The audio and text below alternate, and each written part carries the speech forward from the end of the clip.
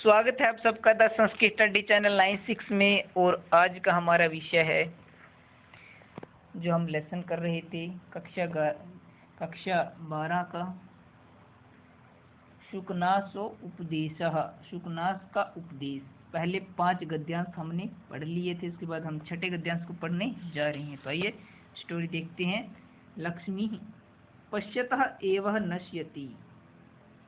पश्यतः एव देखते ही देखते, नश्यति मैंने नष्ट हो जाती है। यह जो लक्ष्मी है, यह जो धन है, पश्यतः एव देखते ही देखते, नश्यति में नष्ट हो जाता है। सरस्वती परिगृहीतम नालिंगितम जनम। सरस्वती परिगृह, सरस्वती के द्वारा परिगृहीतम अपनाए गए जो जन हैं, न आलिंगितम उनका आलिंगन नहीं करती, अर्थात जो विद्वान ज्ञानवान पुरुष हैं, लक्ष्मी उनको आलिंगन नहीं करती, नहीं अपनाती। गुणवंतम न स्पृशति, गुणवान व्यक्ति को स्पर्श नहीं करती। सुजनम न पश्यति, और जो सुजन है सज्जन को न पश्यति मैंने नहीं देखती। शूरम कंटकमिव परिहरती, सूरवीर को कंटक कांटे के समान परिहरती मैंने त्याग देती है। दातारम दुख स्वप्न भी न समरती, दातारम दान देने वाले को, दानी को दुख स्वप्न में बुरे स्वप्न के समान न स्मृति याद नहीं करती। विनीतम न उपसरती, और जो विनयशील व्यक्ति है न उपसरती, विनयशील व्यक्ति के पास नहीं जाती, नफ्स प्रति नहीं जाती। तृष्णाम संवर्ध्यति, तृष्णा को, प्यास को, धन की लोलुपता को संवर्ध्यति में बढ़ाने वाली है। लेगिय मानम पादयति, कहते हैं लघी मानम लघुता को, अपादयति में प्रदान करती है, तुच्छता को प्रदान करती है। एवं विद्यापि च अन्य, इस प्रकार की अपि भी च मैंने और अन्य कोई इस लक्ष्मी को कथम अपि कैसे देववसेन भाग्य से प्रगृहीता प्राप्त कर लेता है।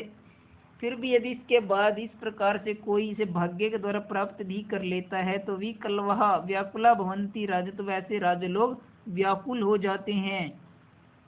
और सर्व अविन्याधिष्ठानांत गच्छन्ति, और लक्ष्मी कैसी है, सभी प्रकार के अविन्य, जो सभी प्रकार के अविन्य हैं, दुराचार हैं, अधिष्ठानात उनके निवास स्थान को च गच्छन्ति मैंने प्राप्त कराती है।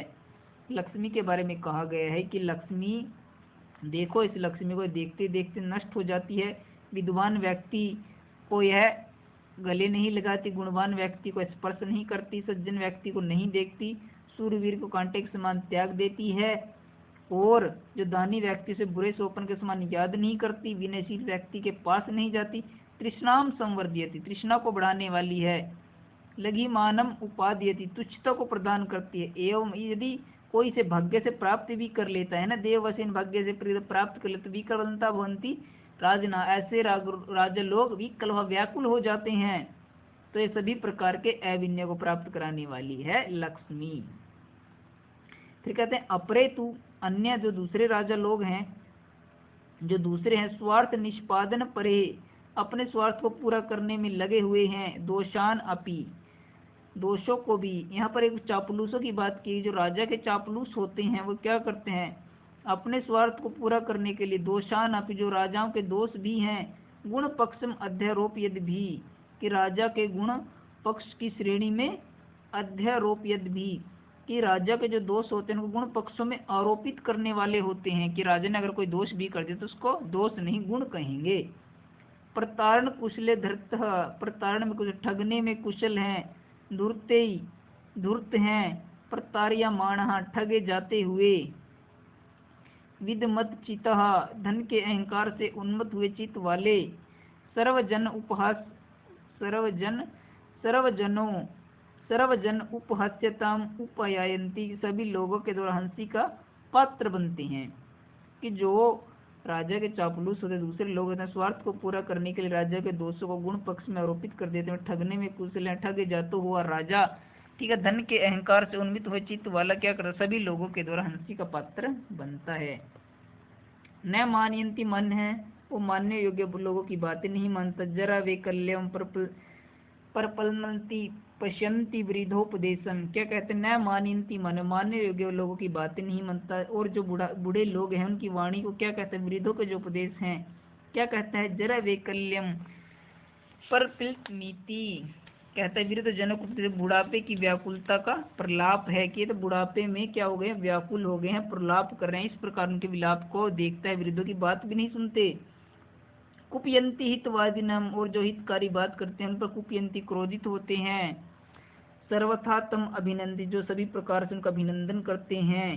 तम संवर्धयंती, ठीक है ना, उनको बढ़ाते हैं, उनके धन आदि देकर उनको बढ़ावा देते हैं। तस्य वचन सुनते, उनके वचनों को सुनते हैं।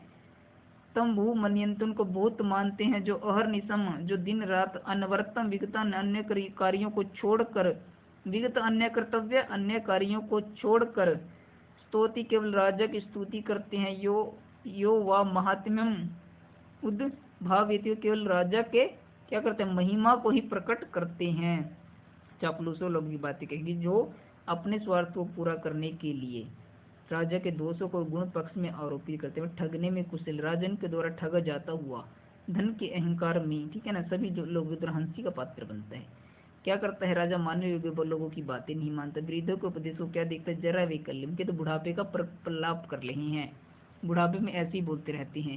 जो हितकारी लोग हैं उन पर क्रोध करता है, जो उनका अभिनंदन करते हैं उनको बढ़ावा देते हैं, उनके वचनों को सुनते हैं। और जो बहुत मानते हैं, दिन रात अन्य कर्तव्य को भूलकर राजा की स्तुति करते हैं, अथवा जो राजा की महिमा को प्रकट करते हैं, राजा उन्हीं के वचनों को सुनते हैं।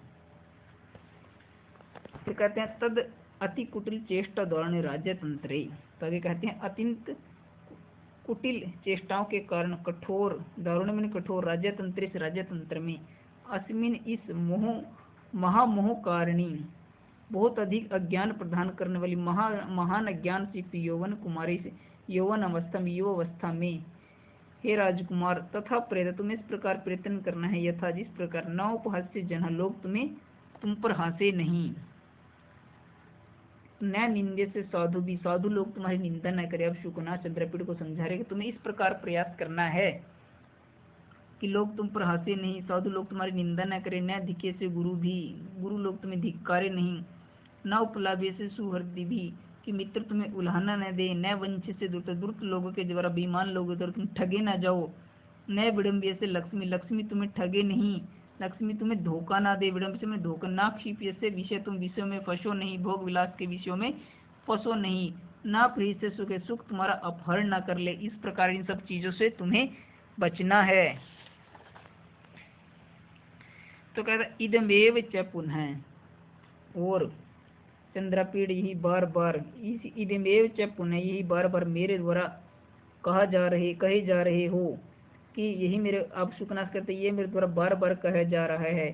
पुनः पुनः अभिधाय से बार बार कहे, विद्वांसम अपि, विद्वान को भी, सचेतम अपि, जागरूक को भी, महासत्वम अपि, महाशक्तिशाली को भी, अभिजातम अपि, कुलीन को भी, धीरम अपि, धैर्यवान को भी, प्रयत्नवंतम अपि, प्रयत्नशील को भी, पुरुष को, दुर्विनीतः, क्या करती है ये, दुर्विनीतः कली क्रोती, दुष्ट बना देती है लक्ष्मी,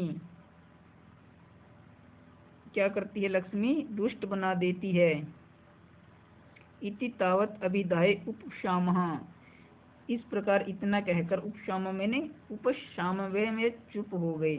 क्या कहते हैं, ये लक्ष्मी सज्जन को भी दुर्विनीता कली क्रोती, दुष्ट बना देती है, चाहे कितना बड़ा विद्वान हो, जागरूक हो, महाशक्तिशाली हो, कुलीन हो, धैर्यवान हो, प्रयत्न वाला, उस पुरुष को लक्ष्मी क्या करती है, दुष्ट बना देती। इस प्रकार बातें कहकर उपशाम चुप हो गए।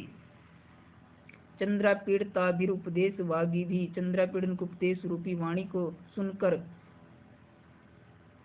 प्रक्षालित मानो धुल गए हों, उन्मिलित मानो खिल गए हों, स्वचीकृत मानो निर्मल हो गए हों, पवित्रीकृत मानो पवित्र हो गए हों, उद्भासित मानो उज्जवल हो गए हों, प्रीत हृदय प्रसन्न हुए हृदय वाला, स्वभवनम आज गांव, अपने भवन की ओर चले गए। कि उनके उपदेश रूपी वाणी को सुनकर चंद्रापीड़ थे मानो खिल गए हों, मानो निर्मल हो गए, मानो उज्जवल हो गए हों। उनकी सारी शंकाएं चंद्रपीड़ की जो समाप्त होगी राज्य के प्रति, और वे प्रफुल्लित हृदय से होकर अपने महल की ओर, अपने कक्ष की ओर, अपने भवन की ओर चले गए।